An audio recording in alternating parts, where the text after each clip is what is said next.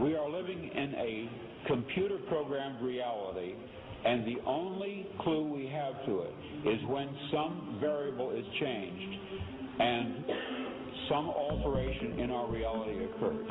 We would have the overwhelming impression that we were reliving the present, déjà vu, perhaps in precisely the same way, hearing the same words, saying the same words.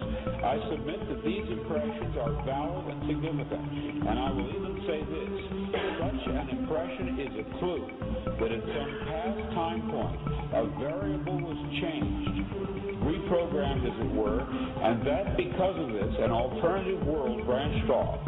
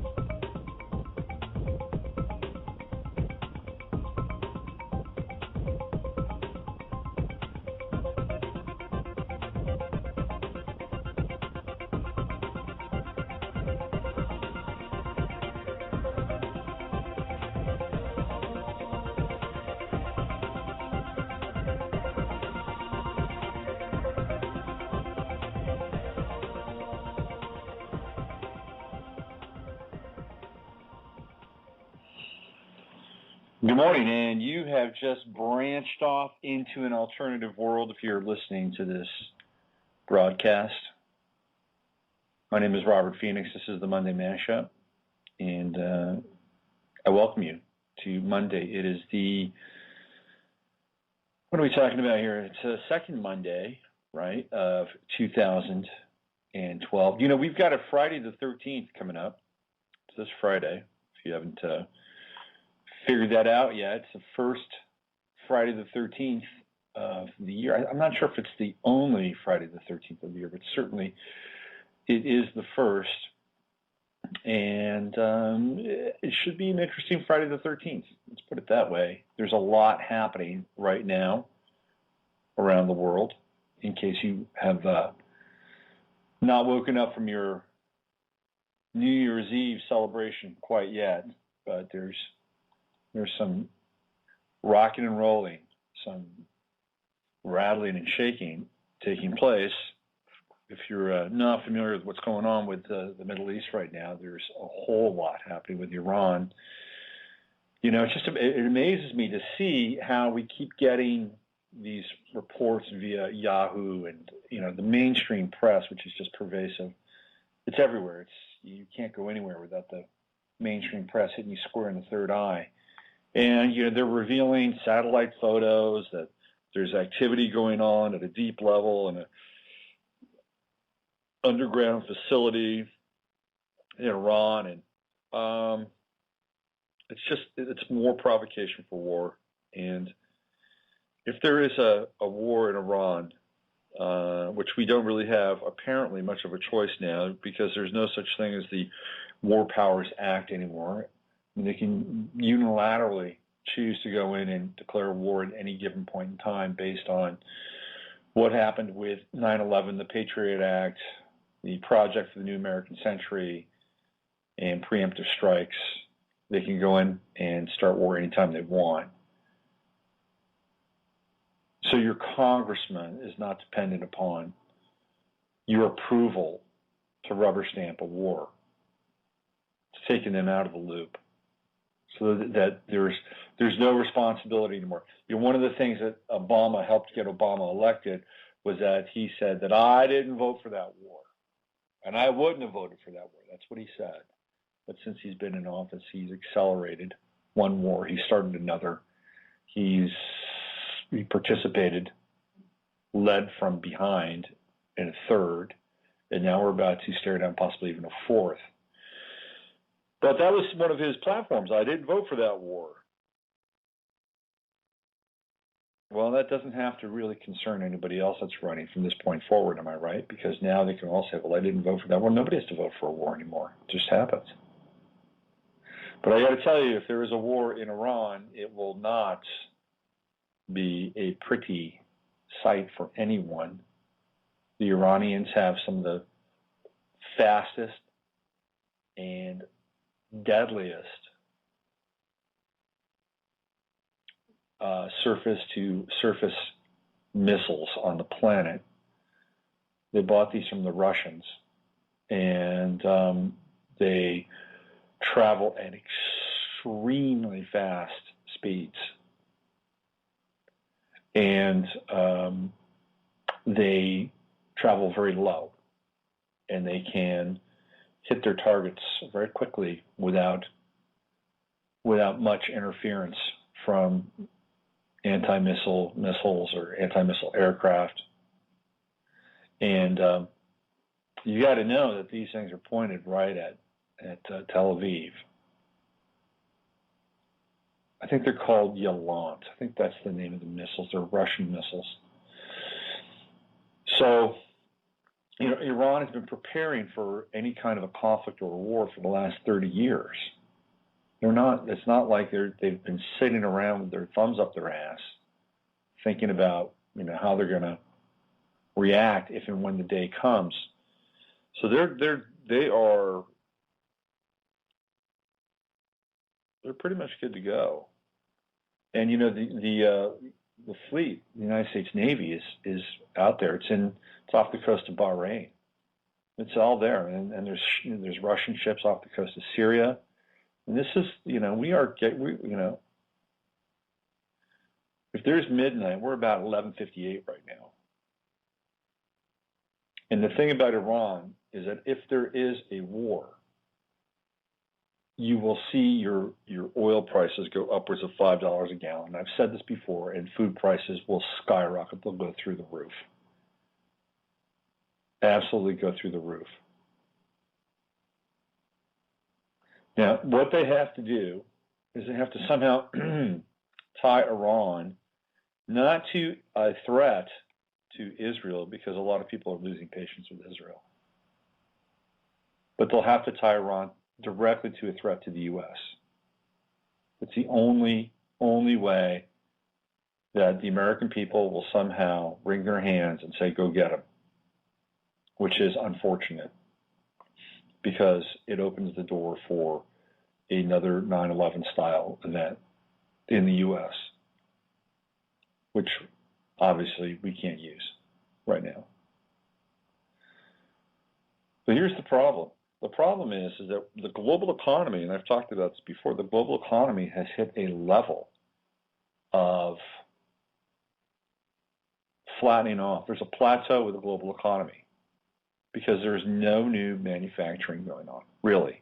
Unless you live in Brazil, unless you live in China, unless you live in India, in parts of Russia, there's no manufacturing going on. And the reason why there's no manufacturing going on is because those areas they've been built out. The United States has been theoretically built out. Europe has been built out since the 60s, early 60s. And that's why Europe is mostly socialist, because they didn't really want people to continue to take the initiative to build Europe out and be entrepreneurial and all that stuff. So the crisis we have here is it's a crisis of the social economy. It's not a crisis of this country hates us and wants what we have. That's an adolescent perspective. The crisis it's a crisis of the social economy, and that we have tremendous amounts of technology that are available to us that are not being put into action, being put into play. Yes, we have nice smartphones. Yes, we have nice computers and iPads, but these things are rudimentary compared to the technology that exists. Now, I have been critical of the movie Thrive.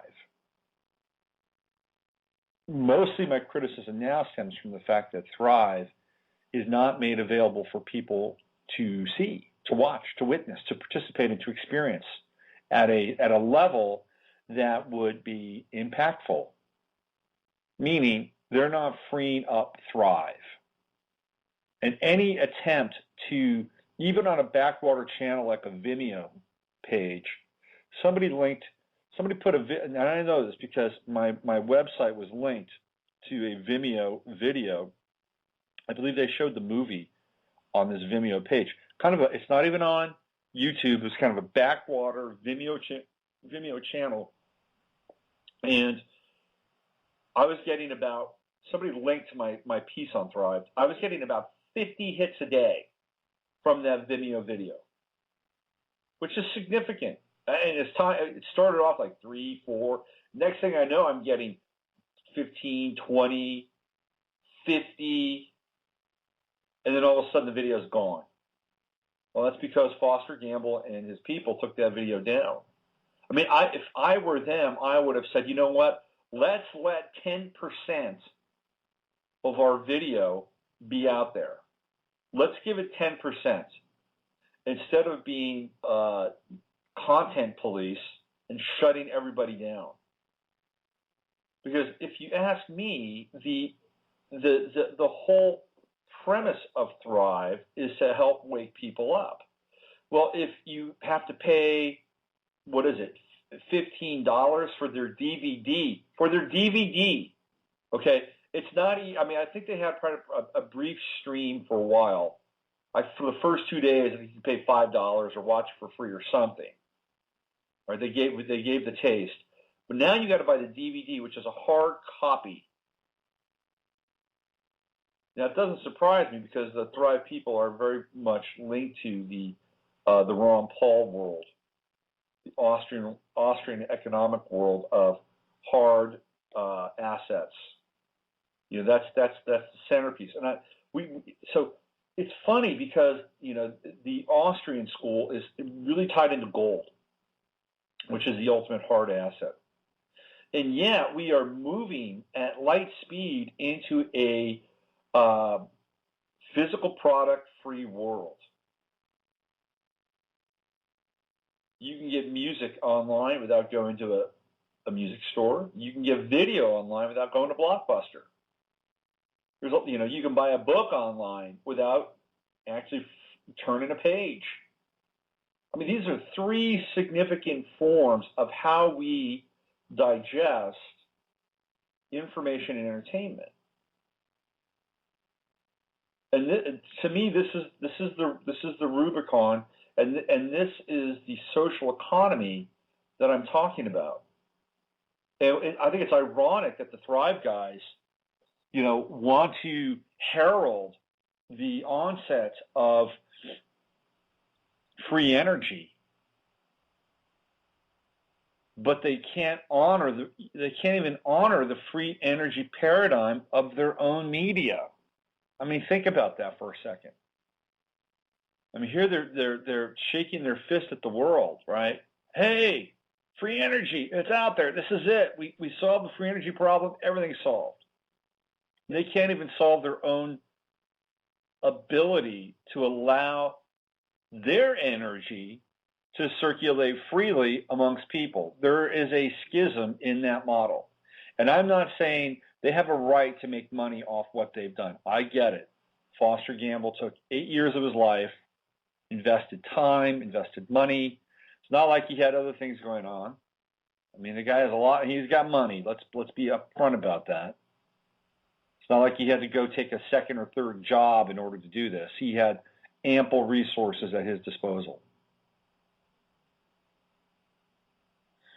So now he wants to make the money back, I guess, or the people around him want to make the money back. I don't know what kind of deal he's got with people who either invested in the film or, you know, but that's what, you know, this is where they are now.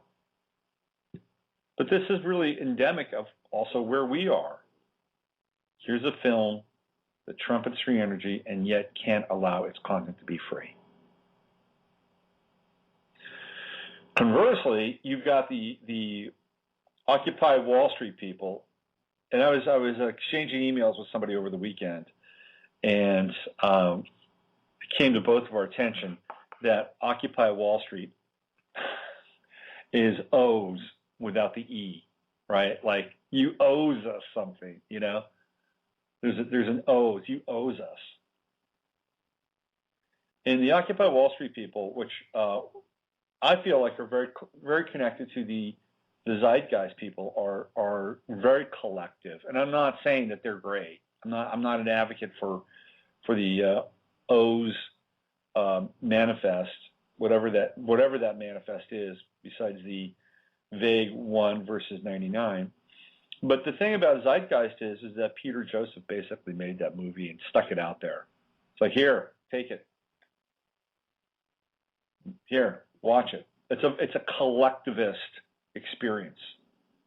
Whereas Thrive is not a collectivist experience. It is still kind of, hey, I'm an individual. I did this. I made this. I deserve to be compensated for this. And I'm not saying that's wrong. But we're in this really tricky place now where it's like if Mercury was retrograde and Mercury was direct, there's a very thin space called Mercury stationary, and we're kind of in a stationary phase. Maybe a more appropriate astrological terminology would be void of course. It's when the moon goes between one sign and the next, and it's kind of like in this limbo place.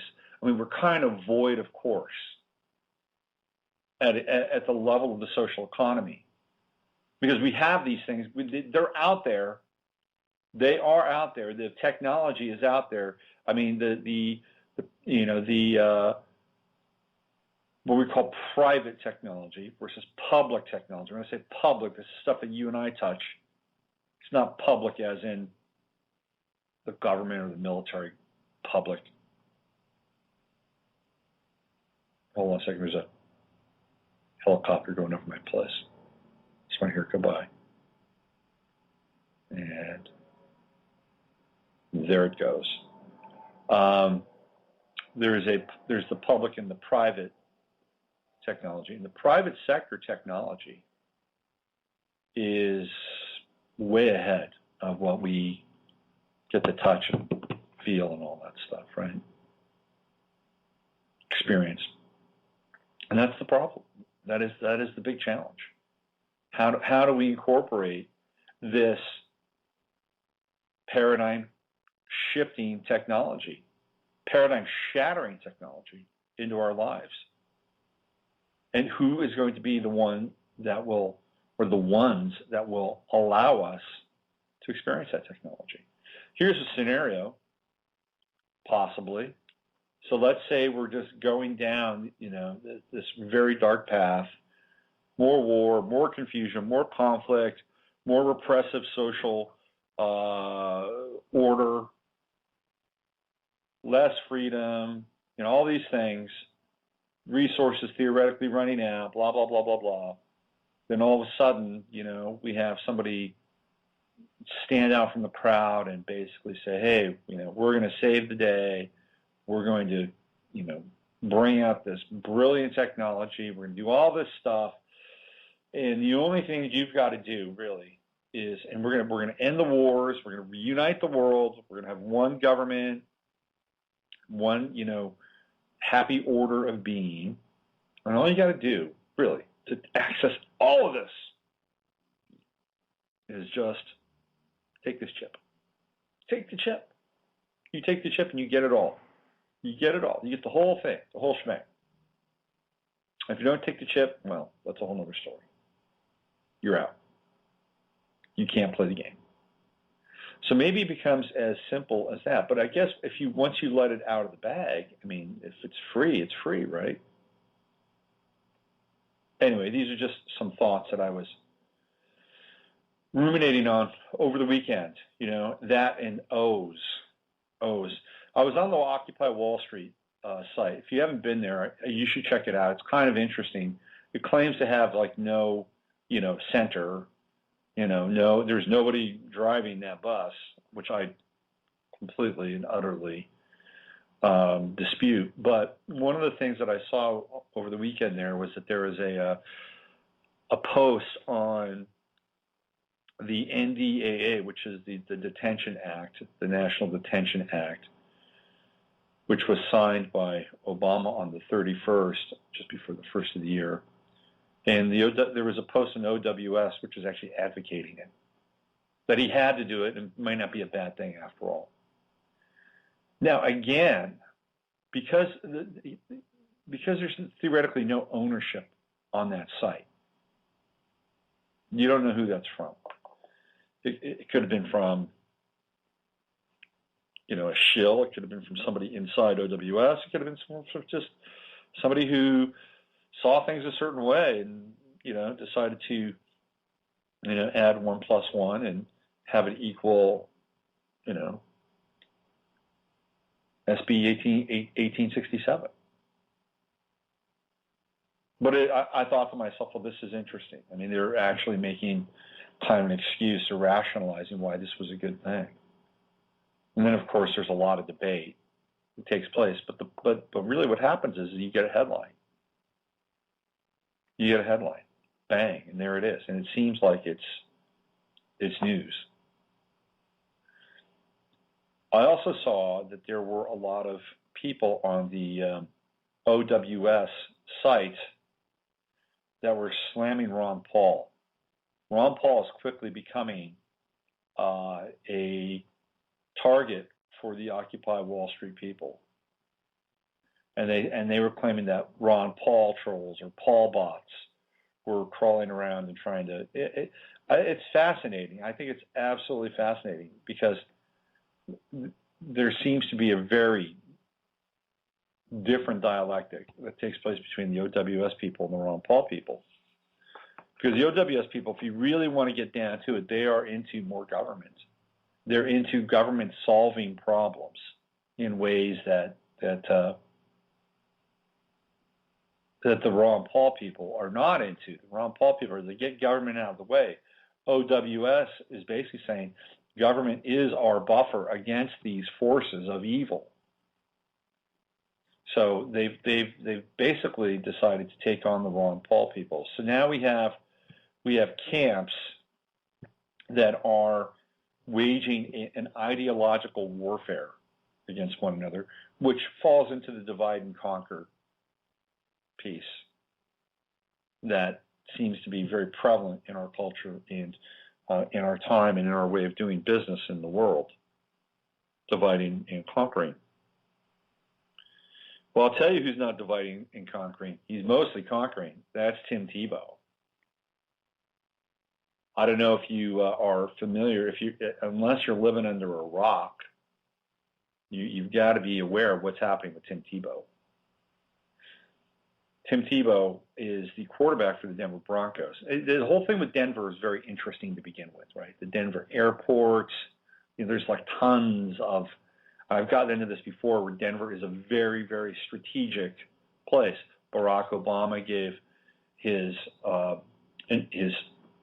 acceptance speech in Denver. He has signed very specific bills while in Denver. So, Denver it's kind of a key location. I mean, the Denver airport, the mural at the airport, all the stuff surrounding Denver airport and everything that's Denver related. Now we have another layer of Denver with Tim Tebow playing quarterback for the Broncos. And that's, so what's happened with Tim Tebow is, he is a hardcore Christian. Like, he will not start a public sentence without saying, I would like to thank, Jesus Christ, my Lord and Savior. And then he will launch into whatever it is. I mean, there's always this preface with Tebow. For some reason, it doesn't bother me with him. I'm not offended by it. And I think maybe it's because there's a level of congruence with Tebow that is really interesting. And I find how he's able to have reality kind of like, I wouldn't say bend to his will, but bend to or conform to a power of will that for me is absolutely fascinating. Like the guy has a complete and utter belief in himself. And he has complete and utter belief and faith in God. So this is convergence between these two forces, right? They're all one. The higher will, the lower will, the greater will, man's will, blah, blah, blah. It's all one. It's all one. And the Broncos, so Tebow came into the season as a backup quarterback. Now, some of you know that I play fantasy football. And early in the season, so he was not playing, he was not starting. Early in my fantasy football season, I'm sure you find this all immensely fascinating, but early in my fantasy football season, I decided to trade for Tim Tebow. There's another guy who I really wanted in this trade. He was a running back, but the guy had Tim Tebow on his team, and Tebow was sitting behind Kyle Orton. He wasn't playing, but somewhere in the back of my mind, I knew he would play, and so I made the trade. And within 2 to 3 weeks after the trade, he got into a game. I think it was 2 weeks after I made the trade. He got into a game. It was at halftime. They made the change. It was against San Diego, and he almost brought the team back to win. After that game, I think it was on a Monday or Tuesday, I wrote a big piece on Tim Tebow on my website. And I talked about his chart. I talked about his plans. Grand Fire Trine. I said, this guy is going to set the world on fire. And lo and behold, he has. He went through 3 games or 3 weeks of dismal performances, like the league had figured him out. The Broncos back into the playoffs, and they play the Pittsburgh Steelers yesterday at Mile High Stadium. Now, it's a fascinating contrast because Ben Roethlisberger, who plays for the Steelers, has had 3 cases of molestation and rape brought against him at different times by 3 separate women. He's not a good dude, but he's kind of Rasputin-like in some ways. He was, going extremely fast on a motorcycle, crashed his motorcycle, had all these debilitating injuries, came back from them. Roethlisberger has this kind of Mephistophelian sort of vibe about him, like nothing can kill him. He can be injured and barely walk, and yet he can will his team back from the jaws of defeat and make them victorious, bring them victory. That's his MO, right? Big Ben. He's kind of a polarizing figure, to be honest with you. And then there's the Pittsburgh Steelers. And the Pittsburgh Steelers are, if you're a football fan, you know that the Steelers get very favorable calls. Very, very favorable. I believe it's Dan Rooney, who is the son of Art Rooney. Dan Rooney, who runs this. The Rooney family they've been running the Steelers for years. Dan Rooney is the ambassador to Ireland. And he's a big, big backer of Barack Obama. In fact, I believe it was his father, Art Rooney. He implemented something called the Rooney Rule, which makes it mandatory for teams to interview minority candidates for their head coaching position. They have to. There are people that have gotten around it, but it's not. It's always, hey, what about the Rooney Rule? So it's almost like an equal opportunity employment thing that the Rooneys brought into pro football. I'm not saying that's a bad thing or a good thing. I'm just giving you some background on the Rooneys. Big backers of Barack Obama. Dan Rooney was awarded, again, the ambassadorship to Ireland as a result for his backing of Obama. All right, so just know that the Steelers are a storied franchise. They have friends in high places, and they seem to get a lot of calls. Just go back and watch the Super Bowl versus Seattle, where Seattle really should have won that game, and a lot of very questionable calls went the way of the Steelers. So this is the team that the Broncos are playing yesterday. And then you've got Ben Roethlisberger, who's the Rasputin of pro football. And here's Roethlisberger. He's limping around out there. Some people think that he fakes his injuries just so he can, get a lot of sympathy. and then play really well. Oh, look at Ben Roethlisberger. Look at him. He's great. Man, gutsy. There's nobody like him. Blah, blah, blah, blah. So that's what the Denver Broncos and Tim Tebow were up against on Sunday, the Steelers. And there was a play in that game where Ben Roethlisberger threw the ball backwards, and the ball was dropped, and it was picked up by a Denver player. The rule book clearly states that if the ball is thrown backwards, it is not a forward pass, it is a lateral and not an incomplete, which means it's a live ball and the other team can jump on the ball and recover it. And that is what Denver did. Now, if you watch the replay, in pro football, the referees have whistles, and the whistle can blow the play dead. Well, clearly, the Denver player had the ball before the whistle was blown, and John Fox, who is the coach for the Broncos, threw the challenge flag. He's like, he wanted to challenge it, and I've never seen this before. Never in a pro football game. I have never seen everybody from the officiating crew go over to John Fox and literally surround him and tell him that he could not challenge that play. Never have I seen that. Now, let's go back in time. The day before, the New Orleans Saints are playing the Detroit Lions. Of course, the Saints have to beat the Lions. The Lions beat the Broncos at Mile High Stadium. The Broncos devoured the great Christian Tim Tebow in Tebow's second game. So the Saints have to beat the Lions, of course. But in that game, a very similar play happened. It wasn't a lateral, but it was a forward pass. And it was a fumble.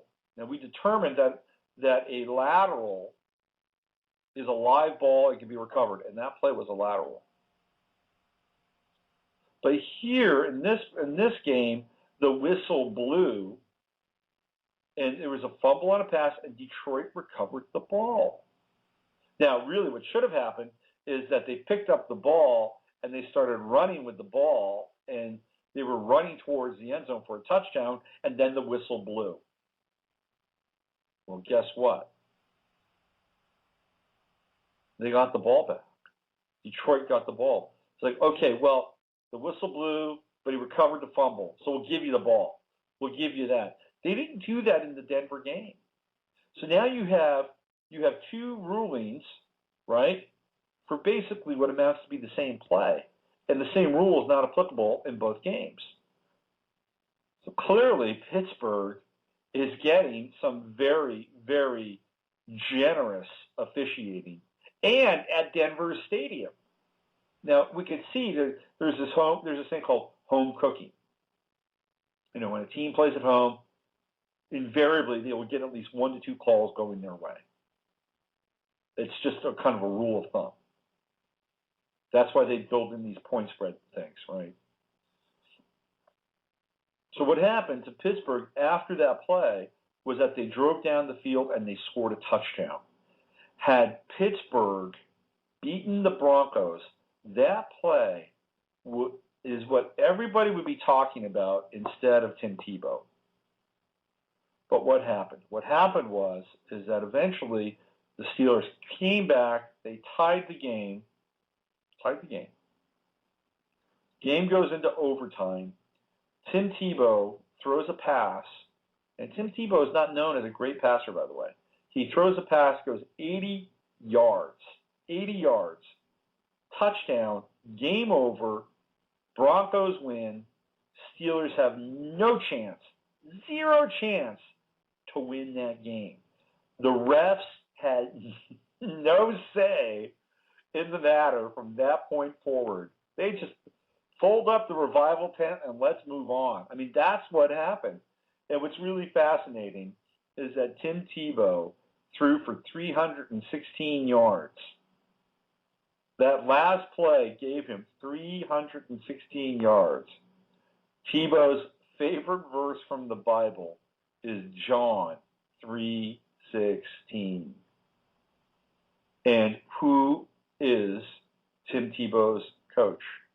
John Fox, who is the general manager of the Denver Broncos, John Elway. And who are the two most famous Johns in the Bible? John the Baptist and John of Patmos, right? You got to step back and just, and kind of, if you had a beard, when you just stroke it a little bit and say, that's pretty interesting. Anyway, it's going to be fascinating. Next week on, I believe it's Sunday, you've got Tim Tebow versus Tom Brady. Both Tim Tebow and Tom Brady are Leos. So it is the clash of the kings. It's great. It's going to be great theater. And I've mentioned this before, but Bob Kraft is the owner of the Patriots. And Bob Kraft is a very influential man, extremely influential. And when he was in Russia visiting with Vladimir Putin, Kraft let Putin see his Super Bowl ring. This was right after the Patriots won their last Super Bowl. And Putin basically put the ring on his hand and never gave it back. Never gave it back. I thought it was very fascinating. It was an interesting kind of show of power for Putin in that moment. Totemic power, right? So it's going to be interesting. You've got Tim Tebow versus Tom Brady on Sunday. Excellent theater. Absolutely excellent. This is why I enjoy football and sports to a larger degree, because it's kind of this meta theater that we can begin to, view and experience reality behind. All right, so here's what I'm going to do. I'm going to play a little bit of music. I'm going to go hang out in the chat room for a bit and recollect my thoughts and go into the next segment of the show, the final segment of the show, and then transition out of here. So what do I want to play? This feels like we need a little more of that in our world, to step back and really to have these quiet, profound, but not ostentatious moments, not these grand kind of revelatory, cosmology rattling revelations, but just step back and have these small, quiet interludes of conscious awareness and realization of the fabric of the wholeness of our existence. Anyway, thank you for sharing that with me. Let's see. What else can we talk about today that is remotely interesting? There was something that I wanted to bring up. Let me see if I can find it here. I'll have to go into my news. Oh, well, okay. If you haven't been to my website lately, I've changed things up a bit. And I'm getting there. I'm about maybe 3/4 of the way through of some of the things I want to do. I took down all my ads since nobody seems to be buying any of the things that I recommended anyway. I don't really have a problem with that, but it was looking pretty ratty. So I took all the ads down, and I'm kind of redoing the website. I'm starting to do tarot readings again because I can. I did tarot readings professionally for quite a long time. Pre-astrology, by the way. And so I'm doing those again, and that's on my website, and you can find out more about that there. One of the things that happens with me and tarot readings is that I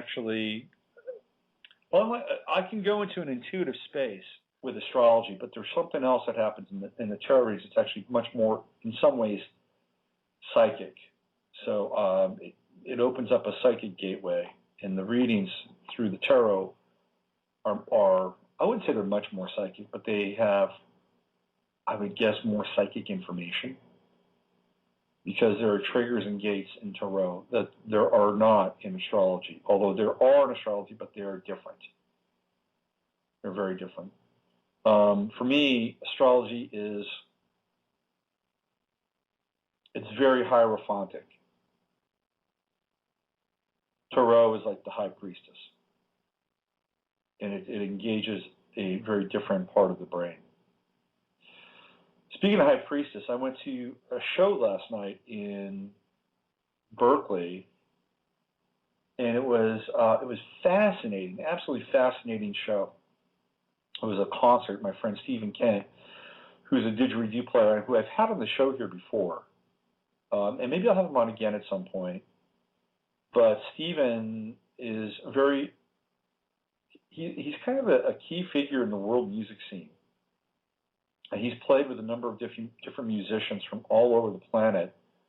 He's played with tube and throat singers. He's played with Australian didgeridoo players. He's played with Sufi Qawwali singers.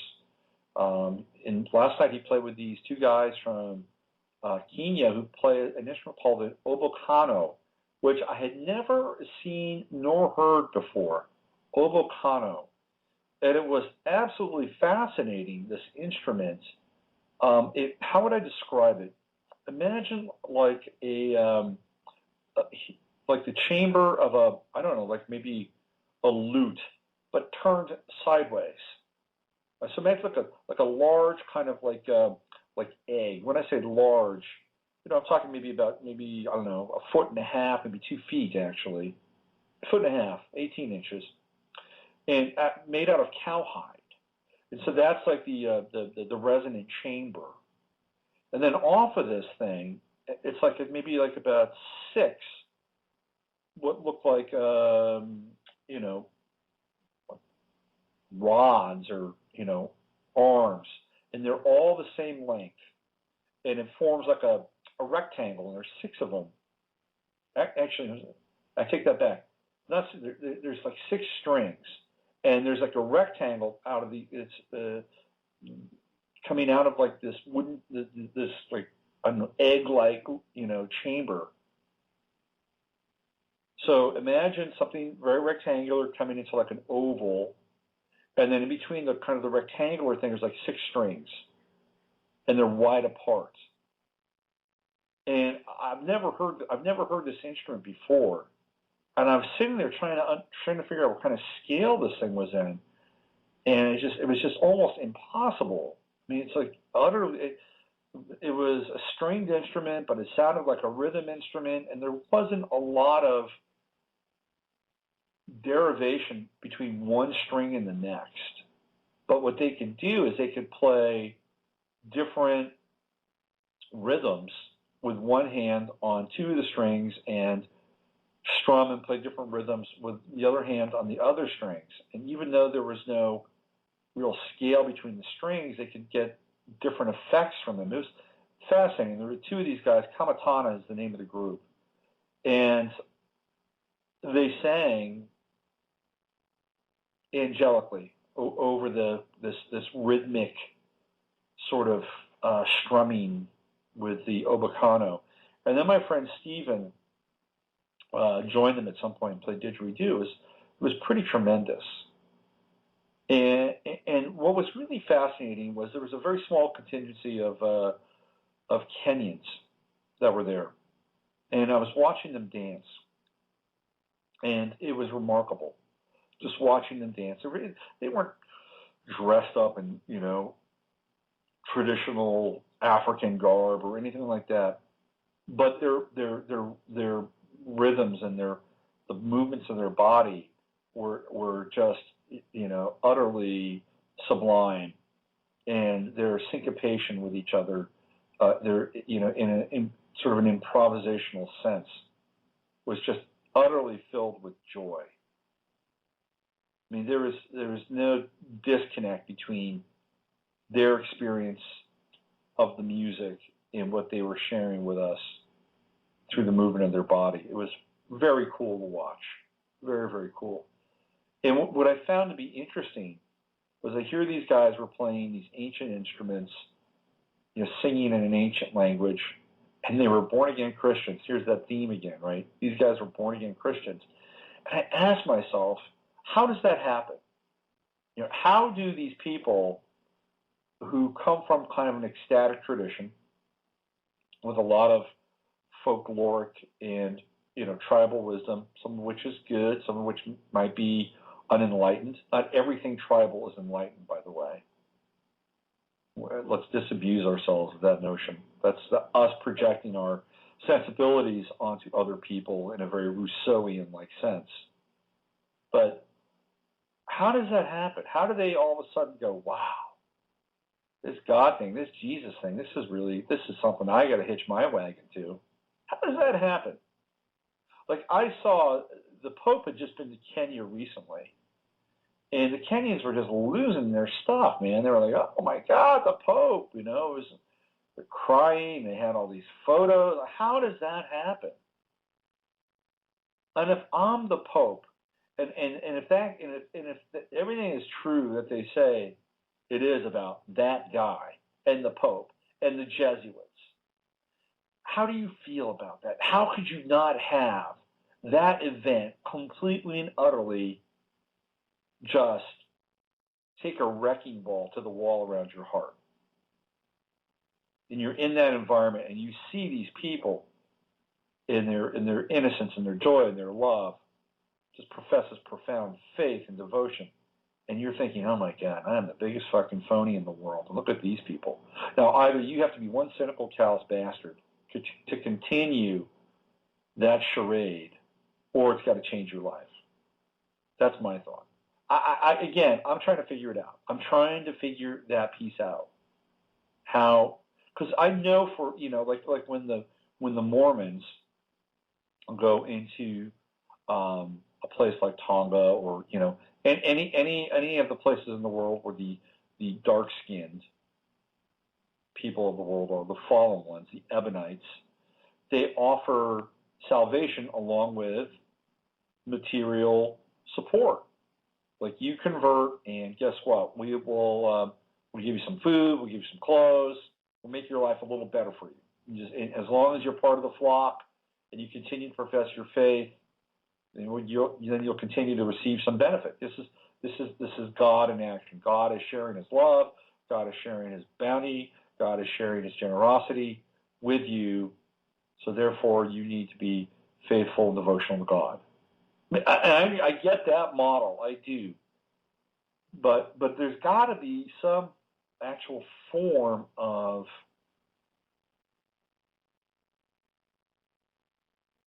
alchemical exchange where there's an ecstatic kind of realization that this is an energy in somebody's life, or else it wouldn't be able to stick, right? Because even though the Catholic Church has got more money in the world than 90% of the countries on the planet, they're still not going to share those resources enough so that the majority of their converts are going to be beholden to them for eternity. There's got to be some mystical component that people experience. I don't know. I'm just thinking out loud, and I'm just curious as to how this conversion process at that level takes place. Now, I guess the question, it's like a chicken or an egg thing. Are these people just naturally ecstatic? And is this just yet another model for them to experience an ecstatic event with? Or is there something else going on there? I don't know. Anyway, I had a great time last night and watching these people dance, this community dance to this music, which meant so much to them, because the obokano is not a popular instrument at all, and yet it is a very important instrument for a particular group of people in Kenya, and people from that group in Kenya were at the show last night, and for them to hear that instrument in a live setting for them was was kind of like, let's say, for instance, you were really into the Grateful Dead, right? And you're hanging out in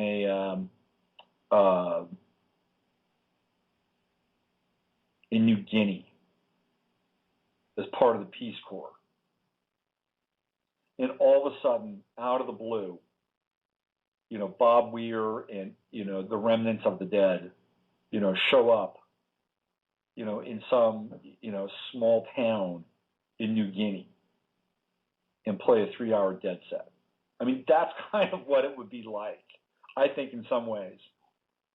Because these guys are going to come through town and they won't see another Ovocano duo for maybe another couple years. And this is the first Ovocano duo that's ever played in the Bay Area. So that's kind of an interesting thing, right? To have a piece of your past. No wonder they were so happy. It was like part of their home and their life and their heritage and their history was right there on stage in front of them for an hour and a half. And these guys were very sweet. I was backstage. I hung out with them. They were very cool, humble, nice, just great guys. Okay, I'm going to wrap it up. I'll be back on Wednesday with Navigating the Astrological Matrix. The moon is in Cancer today, squaring Saturn. Tricky. It's a tricky moon. I've already experienced it this morning. And so put on your waders and step gingerly through the bullshit today.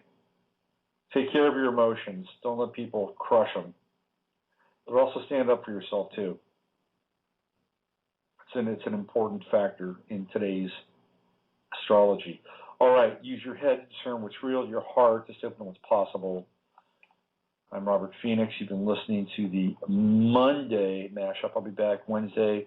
We're getting some astrology and do some readings, and maybe I'll try to get a guest on. Maybe I can bring Molly on for the first of the year, see what she's up to. All right, take good care. I'll see you on Wednesday. We are living in a computer-programmed reality, and the only clue we have to it is when some variable is changed and some alteration in our reality occurs. We would have the overwhelming impression that we were reliving the present, déjà vu, perhaps in precisely the same way, hearing the same words, saying the same words. I submit that these impressions are valid and significant, and I will even say this: such an impression is a clue that at some past time point a variable was changed, reprogrammed as it were, and that because of this an alternative world branched off.